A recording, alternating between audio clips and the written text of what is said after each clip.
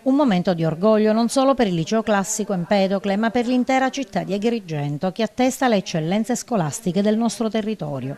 Si tratta di due percorsi di alto profilo raggiunti da Salvatore Bellavia, primo classificato nel Certamen Sallustium, concorso nazionale di latino, e da Luigi Moschiera, Antonino Lombardo, Corinne Spoto ed Emiliano Riccobono, classificati secondi alle Olimpiadi del Patrimonio svolte a Roma il 3 maggio scorso. Questa prova mi ha lasciato qualcosa di molto più profondo oltre a questa emozione al premio ricevuto.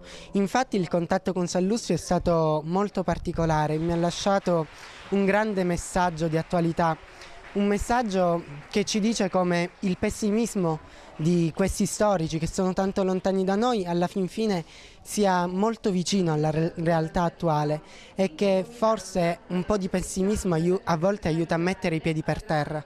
Una chiara dimostrazione è questo premio che la lingua latina è una lingua viva ed è anche apprezzata dai giovani. Certo, una grande affermazione che ci proietta in campo nazionale e ci fa vincere un trofeo che mancava nel nostro palmarès, in una storia plurisecolare del liceo classico. Un'altra prova che ha classificato i ragazzi del liceo classico molto importante ha riguardato l'itinerario alternativo proposto da essi all'interno di questo concorso. Una squadra di nostri ragazzi che ha partecipato alle finali nazionali il 3 maggio e si è classificata seconda proponendo un percorso che integra il tradizionale approccio di visita ai templi con la conoscenza di alcuni monumenti importanti all'interno della città medievale. Due importanti iniziative che hanno testato Agrigento, il liceo classico Empedocle di Agrigento, a livello nazionale. Riteniamo che la gioia di questo traguardo raggiunto diventi una gioia condivisa e questo messaggio abbiamo voluto dare oggi organizzando questo momento che è un momento di orgoglio comune in cui si conferisce un riconoscimento con dei piccoli segni a questi nostri ragazzi che vanno sicuramente elogiati, premiati.